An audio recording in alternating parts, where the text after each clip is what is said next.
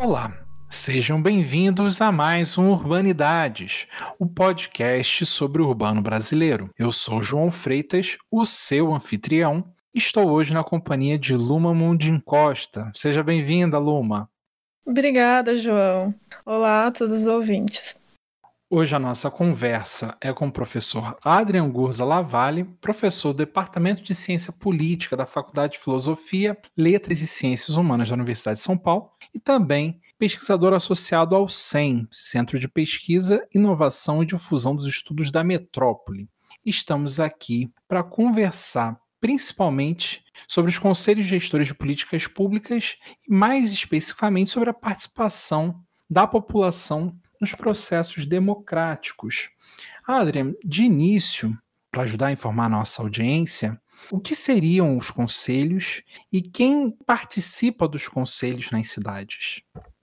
Bom dia, João. Bom dia, Luma. Eu agradeço o convite para participar do Urbanidades. Prazer estar aqui com vocês e compartilhar com seus ouvintes os resultados do trabalho de pesquisa que a gente vem desenvolvendo no CEM. Os conselhos gestores de políticas, mais conhecidos como conselhos de políticas ou ainda de forma mais sintética, conselhos, simplesmente, são instâncias participativas ou órgãos colegiados, também chamados de instituições participativas, que são criados normalmente por dispositivos legais, por lei, e eles são criados em setores específicos, áreas específicas de políticas, para permitir que atores sociais vinculados às temáticas das políticas possam desempenhar junto às políticas funções de discussão, gestão e fiscalização das políticas. Então existem conselhos na área de saúde, de assistência social, criança e adolescente, trabalho, turismo, direitos da mulher e assim por diante, numa gama ampla de áreas de políticas, mais de 30 áreas de políticas, e normalmente eles congregam o que poderíamos chamar de partes interessadas, os stakeholders, que não são cidadãos, são atores da sociedade civil, com experiência e trajetória nas áreas específicas das políticas públicas, que lá são incorporados ou aceitos dentro dos conselhos como participação da sociedade civil para contribuir ao aprimoramento das políticas.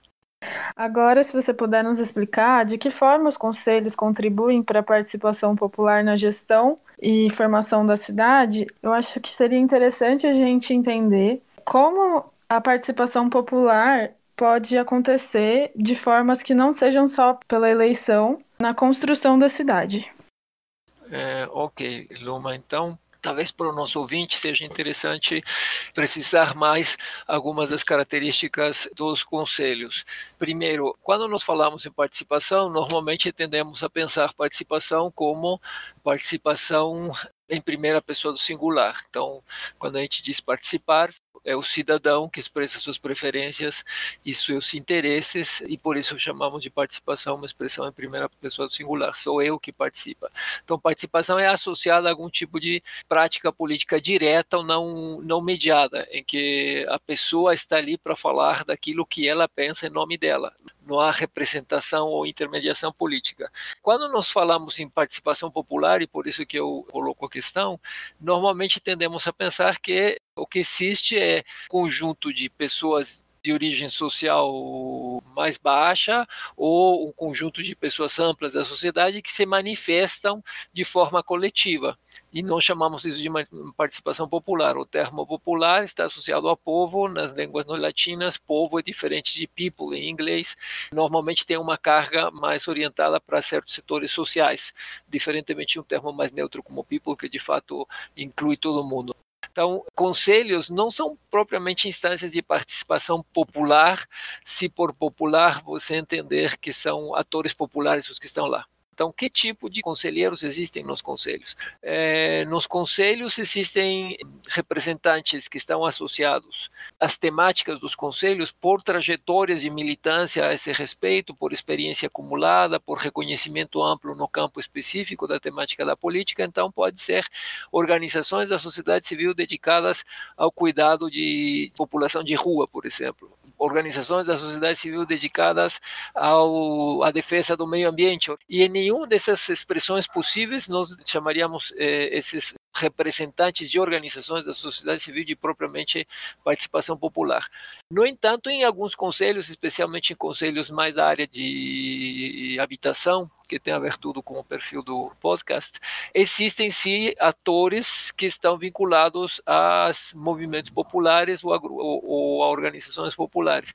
Nesse caso, porque a natureza do conselho torna esses atores especialmente pertinentes para contribuir à melhoria da política pública. Esses são atores que são os representantes de públicos-alvos da política de habitação de interesse social, que ela é amplamente deficitária no Brasil, e por isso esse tipo de atores normalmente tem espaço para se manifestar, participar e contribuir ao aprimoramento de políticas públicas nos conselhos.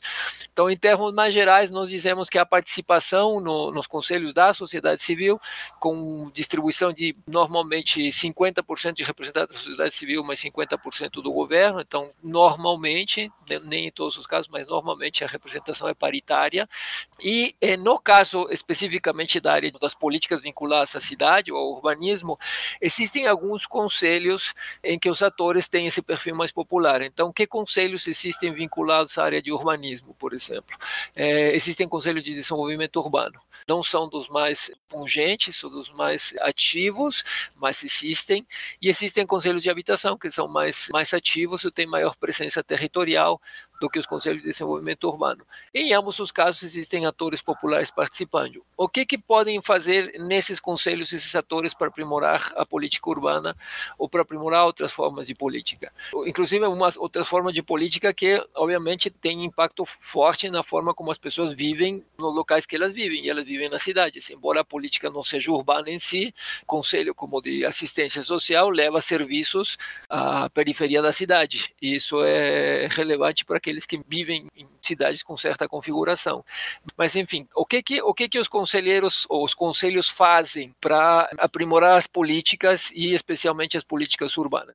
Então, conselhos, eles desempenham funções de várias naturezas. Uma das dificuldades de entendermos os conselhos é que eles são variados e que nós não tínhamos diagnósticos muito abrangentes do que eles faziam. A pesquisa ajudou a produzir conhecimento, acumular conhecimento a esse respeito, e hoje nós sabemos que conselhos basicamente desempenham 5 tipos de funções regularmente. Isto é, os conselheiros que aí se encontram, debatem, deliberam e decidem sobre 5 âmbitos que afetam as políticas públicas. O primeiro conjunto de decisões dizem respeito à definição de políticas, então se decidem critérios para a operação da política.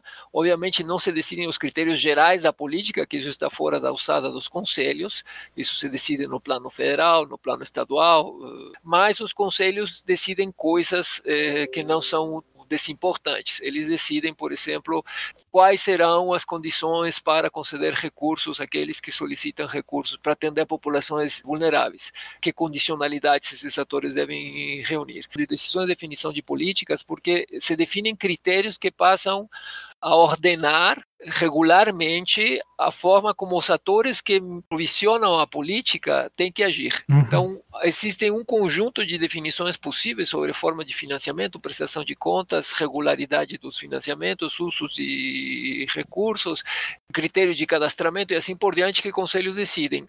O segundo âmbito de decisão diz respeito à fiscalização.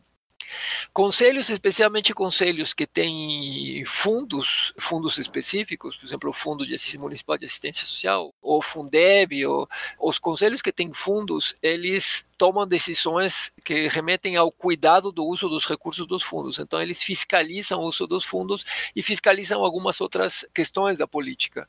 No caso da saúde, por exemplo, os prefeitos têm que enviar a prestação de contas anual em relação aos gastos da área e o conselho avalia e aprova ou não aprova. No caso de operadores da política que não são operadores públicos, mas atores da sociedade civil ou entidades beneficentes, também eles aprovam ou não aprovam relatório de gestão e prestação de contas do uso desses recursos. Então, tem funções de fiscalização, que incluem não só a prestação, mas também o efeito de transparência. O Conselho pode mandar o governo municipal, conselhos de nível municipal podem mandar prefeituras a publicitar certas informações, podem mandar atores da sociedade civil a publicitar certas informações. Então, em geral, tomam decisões de fiscalização. Existem também um âmbito de atuação que chamamos de gestão. Então, conselhos gerem, eles são, digamos, cogestores da política.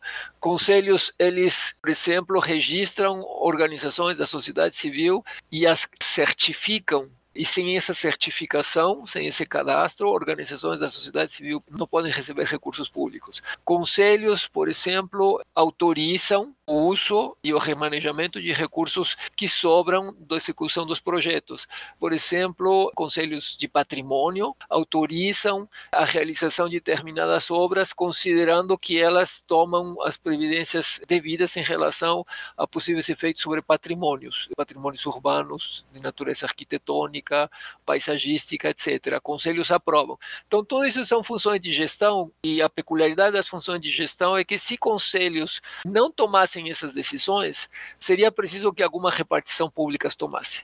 Você poderia dizer, bom, se os conselhos não fiscalizassem os fundos, eles poderiam ser executados dessa forma, talvez alguma outra entidade poderia fiscalizar, mas isso é uma espécie de fiscalização social, que não seria necessária ou obrigatória. No caso do âmbito de decisões relativas à gestão, a peculiaridade é que, se não fossem os conselhos que realizam essas ações e tomam essas decisões, alguma repartição pública teria que absorvê-las e realizá-las, ou alguma repartição pública teria que ser criada para se incumbir de atender esse tipo de funções. Então, conselhos, a esse respeito, são gestores também, são cogestores da política. Conselhos também exercem atuação num quarto âmbito de políticas, que é o que diz respeito a decisões sobre outras instâncias participativas, outros órgãos colegiados. Então, conselhos, por exemplo, eles convocam as conferências nacionais. Como os conselhos são instituições participativas estáveis, eles são incumbidos normalmente de tomar decisões a respeito dos processos de eleição, organização e composição de outras instâncias participativas.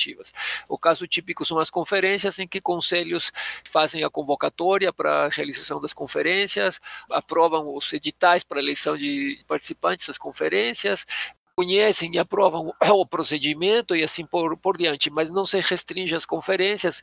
Conselhos também discutem, dependendo do tipo de instância, mas também discutem, por exemplo, a composição de determinados comitês participativos, quando as prefeituras decidem criá-los, e pedem orientação aos conselhos e assim por diante. Então, tem uma função de regulação sobre outras instituições participativas, sendo que as mais conhecidas a esse respeito são as conferências e, obviamente, os conselhos tutelares, né? Os conselhos de assistência social são responsáveis por organizar uma parte dos processos de escolha dos conselheiros tutelares.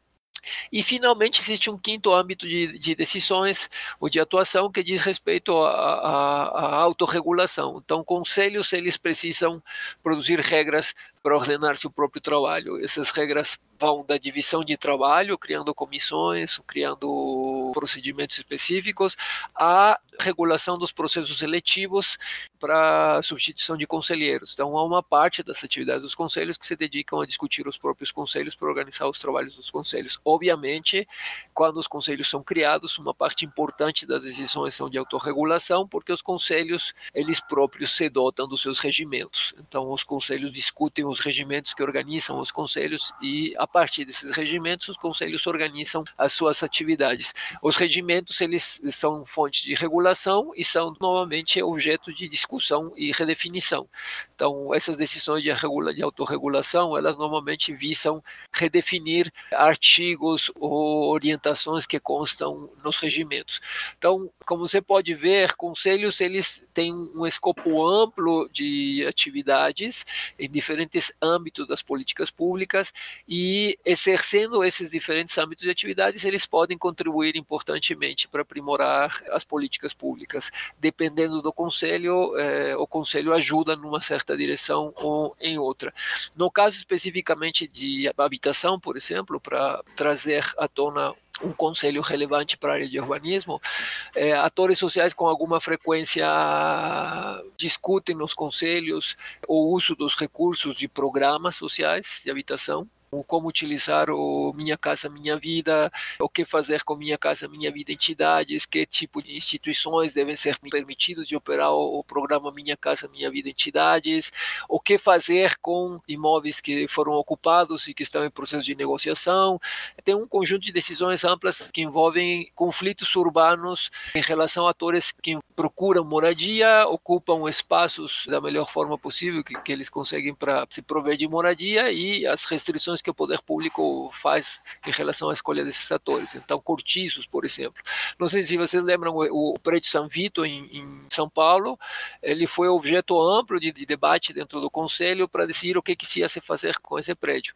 Existia toda uma orientação de se construir algo digamos, de benefício comercial, para uso comercial, e o Conselho foi sistematicamente pautando uma discussão no sentido de demolir e construir um equipamento público para uso da cidade. Então, conselhos conseguem fazer isso, e ao fazer isso eles sensibilizam os operadores da política às demandas e necessidades dos segmentos sociais que são afetados pela própria política. Nesse sentido, eles exercem funções de aprimoramento. A gente vai falar um pouco também sobre o artigo que será publicado em breve na Revista Brasileira de Ciências Sociais, que é uma parceria sua com a Ellen Guicheny e o Bruno Velo, né, que é o Conselhos e Regimes de Normatização, Padrões Decisórios em Municípios de Grande Porte. É interessante que nessa obra vocês se debruçam sobre conselhos das cidades de grande porte, como o próprio título diz, né? Fortaleza, Belo Horizonte, Porto Alegre, Goiânia e Guarulhos. A pergunta que faço inicialmente é por que essas cidades? E em seguida a gente vai falar sobre os resultados, mas eu gostaria de saber se, dos resultados das análises que vocês fazem nesse artigo, se é possível expandir essas conclusões para outras cidades brasileiras do mesmo porte. Então, nós trabalhamos com municípios de grande porte por dois motivos. Um de natureza metodológica e outro de natureza conceitual. Do ponto de vista mais conceitual, teórico-conceitual, nós sabemos que existem alguns fatores importantes que afetam o desempenho e a provisão de políticas nos municípios. E uma parte desses fatores que podemos chamar, vamos pensar ecologia de organizações da sociedade civil, de atores sociais. Vamos pensar em capacidade de financiamento dos estados, vamos pensar em capacidades administrativas dos municípios. Vamos pensar em capacidades fiscais dos municípios ou capacidade de recursos humanos dos municípios, trajetórias das políticas. Então, nós sabemos que aquilo que as políticas fazem varia de município a município e que algumas das coisas que fazem variar as políticas públicas tem muito a ver com o conjunto de aspectos da operação das políticas que chamamos de capacidades estatais e tem a ver com o conjunto de atores associados à governança da política. E essas duas coisas elas tendem a covariar com o porte do município. Então, municípios de maior porte são municípios que tendem a ter, pelas suas trajetórias, pela disponibilidade de recursos, tendem a ter volume maior de capacidades instaladas de naturezas diversas. Então, existem vários estudos que mostram que municípios de maior porte tendem a fazer uma provisão mais ampla de serviços vinculados a determinadas políticas, simplesmente porque tem mais condições de fazê-lo. Então, há alguma covariação aí que, obviamente, está associado a um problema de desigualdade regional. Municípios mais ricos tendem a produzir políticas com melhor desempenho do que municípios mais pobres, porque essa riqueza associada ao porte, digamos, coloca uma envergadura de problemas para os quais precisam soluções mais complexas e, simultaneamente, coloca recursos à disposição dessa envergadura de problemas. Então, nós olhamos para municípios de grande porte porque é ali que nós poderíamos encontrar as melhores condições para conselhos se desenvolverem ou se desempenharem adequadamente. Então, se eu quiser fazer um diagnóstico sobre se conselhos operam ou não operam, mas se eu olhar para um município muito pequeno, eu vou estar escolhendo um município em que as chances dos conselhos fazer diferença são menores. E nós queríamos escolher conselhos ou municípios em que as chances dos conselhos fazerem alguma coisa forem maiores para entender qual é o potencial de operação dessas instituições participativas. Tá? Então, esse do ponto de vista, digamos, das nossas escolhas analíticas interessavam esses municípios maiores. Também porque, dadas essas características, eles teriam um número maior de conselhos que nós poderíamos pesquisar. Então, esse é o primeiro motivo, a primeira ordem de motivações, que é de natureza mais conceitual. A segunda ordem de considerações é mais pragmática ou metodológica e diz respeito à escolha de locais em que nós tivéssemos acesso às informações necessárias para o tipo de pesquisa que realizamos. E para o tipo de pesquisa que realizamos, era indispensável termos acesso a diários oficiais online. E, embora pareça uma demanda simples, a esmagadora maioria dos municípios do país não tem diários oficiais online. Uma parte importante dos municípios do país sequer publica diários oficiais por conta própria, os publicam, às vezes, associados a outros municípios, às vezes publicam parte das suas decisões nos diários estaduais. Então, para tornar possível a pesquisa, nós precisamos de municípios que tivessem coleções de diários oficiais ou séries de diários oficiais confiáveis e ao longo de um período de 7 anos, que é o que a gente pesquisou. E isso restringiu consideravelmente as nossas escolhas e acabamos com essas cidades de grande porte, o que significa que o que nós podemos dizer tem implicações importantes para um número importante de pessoas, porque municípios de grande porte são aqueles que concentram a maior parte da população no Brasil, mas aquilo que nós podemos dizer não é generalizável a municípios de dimensões menores. Provavelmente o panorama aí é de outra natureza. Então, em termos de generalização empírica pelo porte do município, essas são as limitações. No entanto, a gente consegue fazer outro tipo de generalização associada aos tipos de conselhos existentes. E exatamente por trabalharmos em cidades com uma diversidade maior de conselhos, nós conseguimos detectar tipos de conselhos existentes e os padrões de atividade associados aos tipos de conselhos, e isso nos permite pensar que em municípios de menor porte, certos tipos de conselhos devem ser mais presentes. Obviamente, isso se trata de uma generalização de natureza mais analítica do que empírica, porque a gente não está trabalhando com municípios de pequeno porte. Adriano, é justamente sobre esses tipos de conselhos que eu gostaria de fazer uma pergunta. No artigo, vocês desenvolvem uma tipologia que se divide em 3, se eu não me engano. E aí eu gostaria de saber qual a importância de organizar os conselhos dessa forma e quais são as diferenças entre esses tipos. Então, tipos, eles são conceitos que parecem relativamente triviais, mas eles têm funções analíticas potentes. Então, tipos, basicamente, a gente utiliza para fazer 2 operações. Quando os tipos refletem números, ou quando os tipos refletem concentração de casos em determinadas categorias. Então, quando eu analiso populações muito grandes, seja lá qual for o fenômeno examinado, de pessoas, de músicas, de protestos, de twitters, ou tuitaços, quando eu examino números muito grandes, eu observo padrões e eu observo que esses padrões se concentram em determinadas categorias. Então, para simplificar a minha análise, eu torno esses padrões tipos e isso me permite simplificar a análise e tornar a análise mais compreensível. Essa é uma função agregativa dos tipos, ela é bem comum. Existe uma segunda função, que ela é muito bonita, ela é muito potente, que é os tipos são uma espécie de covariação. Assim como nas análises estatísticas a gente faz covariar coisas, os tipos eles são covariações conceituais. O que eu estou dizendo num tipo é que a característica A covaria com a característica B.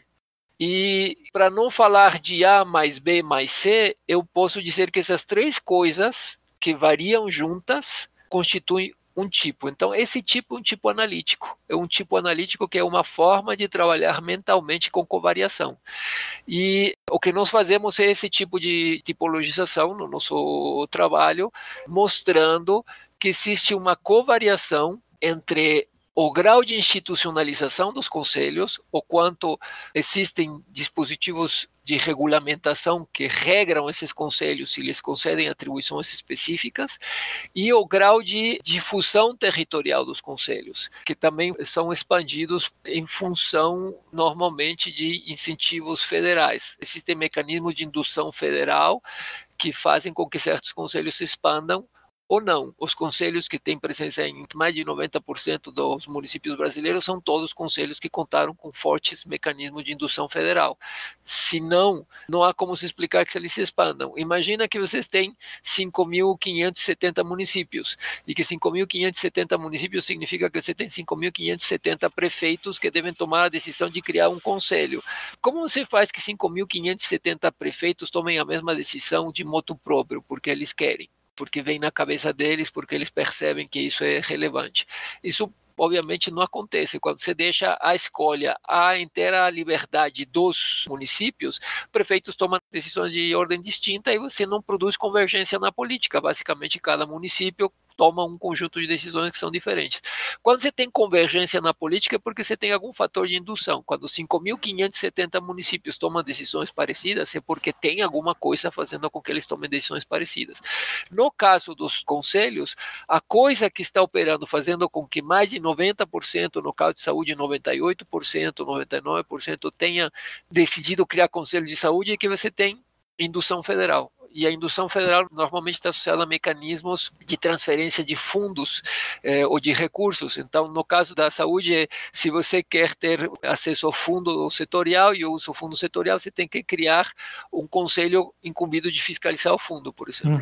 No caso da assistência social, o mecanismo é outro. Se você, organização da sociedade civil, quiser receber recursos para o exercício da política de assistência social, e a assistência social ela é em grande medida realizada por terceiros, você precisa estar cadastrado. E o responsável pelo cadastramento é um conselho. Então, na assistência social, se criaram conselhos de um ano para outro na ordem de 3.500 a 4.000 conselhos. Caramba! Em um ano. Então, o que a gente observa é que existe uma covariação entre duas dimensões importantes dos conselhos. Por um lado, o grau de especificação institucional do conselho, isto é, o quanto existem um conjunto de normas setoriais dizendo que o conselho deve fazer tal coisa, e o quanto os conselhos foram induzidos a se expandir por induções de ordem federal naquele setor específico. Essas duas coisas permitem produzir uma tipologia. Qual é o valor dessa tipologia? Ela permite reduzir brutalmente a diversidade de conselhos para produzir um panorama claro e compreensível do que são os conselhos. Nós temos no Brasil aproximadamente, considerando os dados da Munic e do IBGE, de 2012 e 2013, 65.000 conselhos. Como você vai caracterizar 65.000 conselhos? Se eu dizer para você, existem 3 tipos de conselhos, e esses 65.000 conselhos eles se comportam aproximadamente conforme prevêem esses 3 tipos de conselhos, você consegue produzir um mapa muito mais nítido de uma selva frondosa de instâncias participativas superando o nível municipal. Então, essa é a virtude dessa tipologia, é um achado importante, é um trabalho que a gente vem acumulando faz anos, e nós conseguimos mostrar que, de fato, ela tem capacidade de previsão.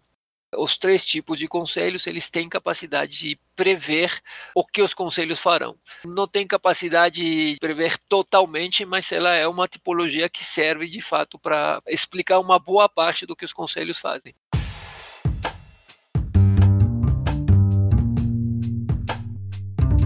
Você sabia que Urbanidades é apenas uma das iniciativas do grupo Urbandata Brasil?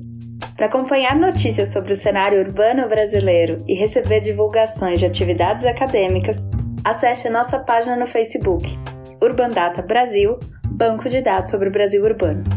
E se você está gostando desse episódio, não se esqueça de compartilhar. Urbanidades está no Spotify, no iTunes e nos demais agregadores de podcast. Agora voltando para a entrevista.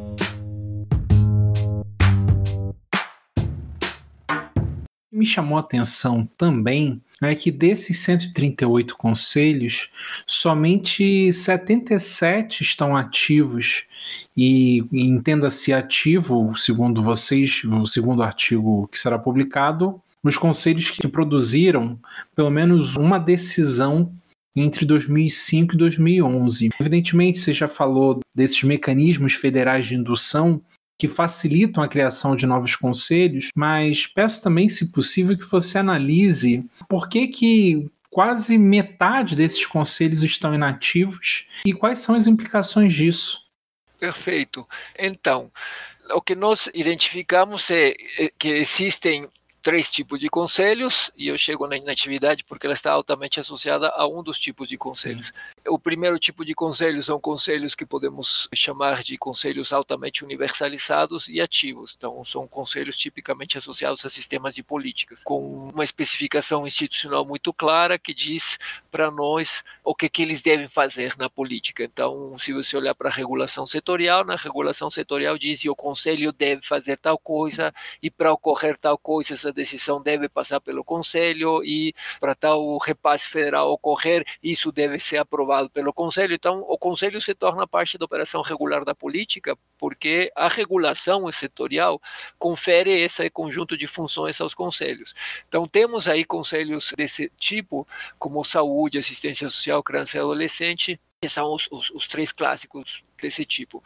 Existem outros conselhos que eles têm uma expansão menos regular no território, eles têm uma expansão que vai mais ou menos de 20% a 60%, 70% de presença no território, e essa expansão irregular está associada a mecanismos de indução inconsistentes, e por isso eles não conseguem se difundir.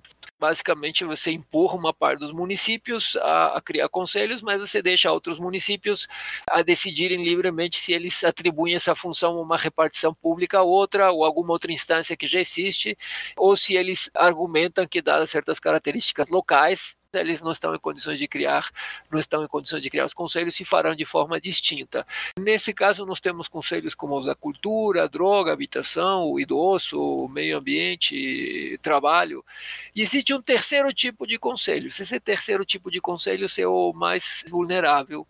São conselhos que não têm mecanismo de indução federal por trás, logo eles se expandem muito pouco. Eles estão presentes entre 2% dos municípios do Brasil a aproximadamente 20%, 15%, e eles são criados por iniciativa municipal, por vários motivos, porque eles querem sinalizar que o tema é importante para seus aliados na política local, porque eles querem sinalizar para o eleitorado que o tema é importante no programa, porque eles confiam que conselhos são uma boa resposta para certos problemas.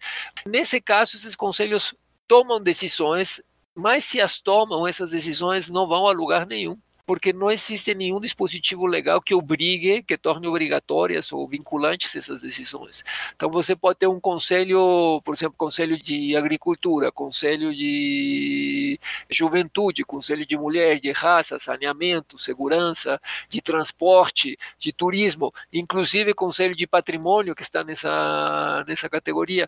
Se você tiver um conselho ali criado por iniciativa do poder municipal, mas não há uma regulação setorial forte que conceda a ele atribuições, esses conselhos decidem pouca coisa e depois, como essas decisões não se transformam em efeitos da política, basicamente eles se desmobilizam. A esmagadora maioria dos conselhos inativos são conselhos desse tipo, de tipo 3. São conselhos que mal conseguem sair do papel, o que diz para nós alguma coisa importante. Municípios não têm condições de criar conselhos setoriais e tirá-los do papel. Embora do ponto de vista ideológico, ideal, valorativo, uma parte da agenda dos conselhos tenha sido lá atrás dar o poder aos municípios, porque era a ideia de que os municípios vão poder decidir e vão poder criar suas instâncias. Municípios podem criar instâncias, mas conselhos criados no nível municipal, eles têm baixíssima chance de fazer diferença. Isso seria, digamos, a explicação de por que a maior parte dos conselhos não saem do papel. Existem alguns conselhos inativos dos outros tipos, mas são muito poucos. Perfeito, Adrian. Já encaminhando para o nosso final, é impossível também não pedir a ajuda dos nossos entrevistados de olhar para a nossa realidade nesse momento em que a realidade parece estar em outro patamar, está um pouco suspensa. Então são 2 perguntas que lhe faço em uma. Com a questão do isolamento social, como que nesses últimos meses esses conselhos têm sido operados e se algumas decisões têm sido tomadas a fórceps sem passar pela deliberação desses conselhos, e se nesse cenário a questão da participação por vias digitais ganha uma outra força e se isso volta ao debate político.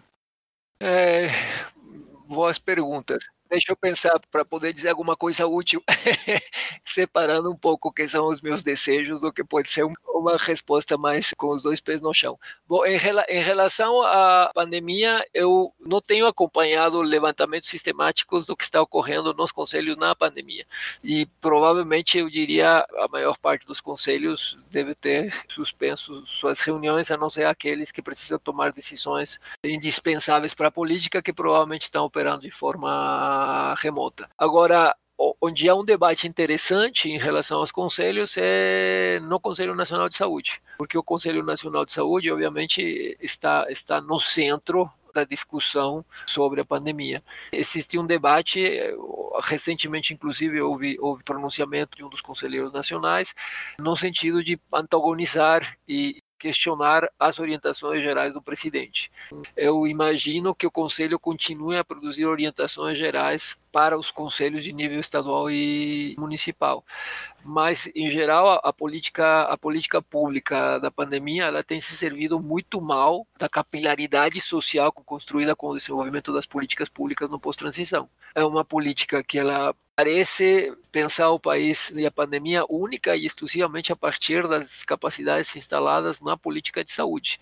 E é um erro. O país poderia colocar uma parte dos conselhos a funcionar para lidar com a pandemia. O país poderia colocar, se houvesse uma política nacional de coordenação e não todo um incentivo do governo federal para colocar um secretário, um ministro, o mais opaco possível e com o menor grau de visibilidade e notabilidade pública possível.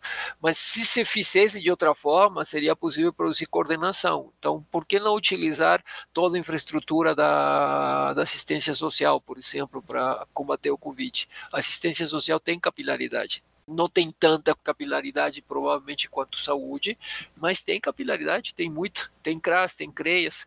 Seria possível que uma parte da política fosse encaminhada pela área de assistência. Seria possível que os conselhos desempenhassem certas funções. E tudo isso, obviamente, são oportunidades que o governo federal está perdendo.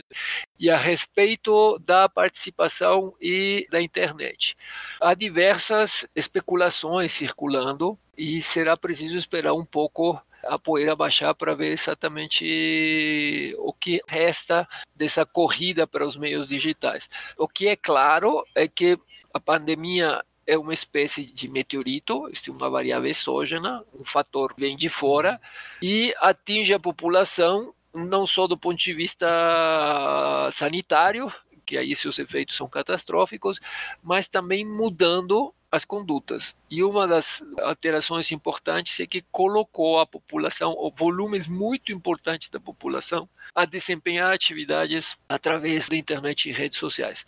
Pessoas que provavelmente teriam demorado 10 ou 15 anos da sua vida para chegar ao patamar que tiveram que chegar de uso de ferramentas, plataformas, etc., em algumas quantas semanas. Fomos forçados a fazer isso. Então, nós fomos levados a nos expor em níveis inesperados ao uso dessas ferramentas, o que provavelmente vai colocar expectativas e possibilidades de uso muito amplo dessa tecnologia para lidar com tomadas de decisões. Por outro lado, eu diria que para uma parte importante da população, essa experiência de ter que subir aos saltos a escada digital ou de uso de ferramentas digitais é uma experiência traumática, associada à ansiedade, associada a momentos especialmente demandantes no nível doméstico, com aumento de trabalho.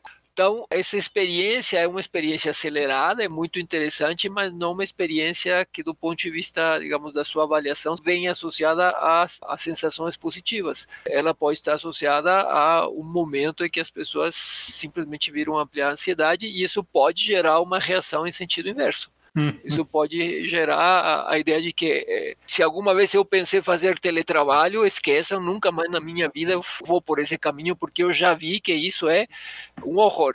Na verdade, nós não estamos fazendo um teletrabalho em condições normais, ou não estamos usando plataformas em condições normais. Estamos combinando isso com muitas outras coisas e por isso a experiência ela é em parte uma experiência carregada de ansiedade. Então, não sabemos muito bem como isso vai se desdobrar, mas temos sim um cenário em que possibilidades de envolvimento virtual provavelmente passarão a ser exploradas. Mas, certamente, experimentação virtual e não virtual é um flanco que precisamos ter em consideração se pensarmos em tornar mais rica a governança das nossas cidades e das nossas políticas. Incrível. Eu imagino que tem gente até com saudade de reunião de condomínio depois de tanto isolamento. Pois é. Bom, Adrian, para fechar com chave de ouro, pode contar resumidamente para gente a parceria que você e outros pesquisadores estão fazendo com o Nexo? Perfeito. Então, o Nexo fez uma avaliação que me parece pertinente em relação à necessidade de contribuir de forma mais decisiva ao debate sobre políticas, o que chamamos de policy debate, considerando que uma parte importante do debate das últimas eleições foi marcada por um nível de discussão muito elementar, quando não inteiramente errado ou francamente baseado em evidências falsas ou em fake news até. Então a ideia do Nexo é que seria importante ajudar a arejar esse debate, a produzir evidências sistemáticas que ajudem a discussão e o debate sobre políticas públicas de cara às próximas eleições. Para tanto, o Nexo, especificamente a iniciativa é da Paula Miraglia, decidiu criar uma plataforma de políticas que vai ser uma plataforma associada ao jornal Nexo, mas com personalidade própria, porque não se trata de uma plataforma noticiosa ou em que se vincule notícias, trata-se de um material um pouco maior sobrevivência, com maior estabilidade, que basicamente vise trazer para um público maior aquilo que a ciência já foi capaz de demonstrar sobre a política pública. Então, uma espécie de debate sobre a política pública baseado em evidência sistemática, de modo a informar para aqueles que têm interesse em participar do debate de políticas, informar esse debate com fundamentos. Então, podemos discordar sobre certos aspectos de qual é a melhor política, podemos discordar sobre certas ênfases, mas há coisas sobre as quais há consenso. E sobre essas coisas seria desejável que a gente não invente água morna. Então, a ideia é pavimentar um pouco essa discussão para torná-la mais arejada, mais frutífera, esperando que isso possa ajudar a melhorar o debate no contexto das campanhas para as eleições municipais. O SEM faz parte dessa parceria, nós temos entrado na produção de um conjunto amplo de materiais vinculados aos projetos de pesquisa tocados no SEM ou realizados no SEM, produzindo matérias com perfis diversos. Uma das matérias que vocês leram é uma matéria que é 10 perguntas que a ciência já respondeu, no meu caso foram 9 perguntas. Há cronologias, então, bom, o que aconteceu com essa política, então, linhas de tempo para explicar detalhadamente o que aconteceu com a política. Há glossários, então, bom, se vamos falar da tal política, o mínimo que você precisa saber é que esses conceitos aqui, eles têm conotações claras, eles têm compreensões consensuais no campo que querem dizer certas coisas. Então, há glossários para ajudar na compreensão do debate, na sofisticação do debate. Há um conjunto de matérias bem interessantes, de materiais diversos, todos eles com esse mesmo intuito e perfil mais geral de contribuir com o melhor que a produção de ciência conseguiu produzir para alimentar um debate político. Então, o jornal tem uma associação com diversos centros de pesquisa que ajudarão a compor esse conjunto de matérias e ProSem faz parte do seu compromisso institucional, trabalhar para a divulgação dos seus resultados, e é um privilégio estar dentro desse conjunto de centros que, junto com o Nexo, ajudarão, esperamos, a melhorar o nosso debate nas próximas eleições municipais. Privilégio mesmo, Adrian, foi termos você aqui como entrevistado. É uma conversa muito esclarecedora. Então, em nome de toda a equipe do Urbandata Brasil e do Urbanidades, agradeço a sua presença aqui. Passo a palavra para a Luma e, em seguida, deixamos suas últimas considerações. Bom, eu que agradeço também o convite para poder participar. Como o João disse, foi muito esclarecedor e eu estou muito feliz de ter participado. Muito obrigada, professor. Bom, eu que agradeço o convite, João e Luma, foi um prazer estar aqui. Eu parabenizo vocês e a Bianca pelo extraordinário trabalho que vem fazendo. E é isso, todos vamos ajudando com um pequeno grão de areia para construir alguma coisa coletiva melhor.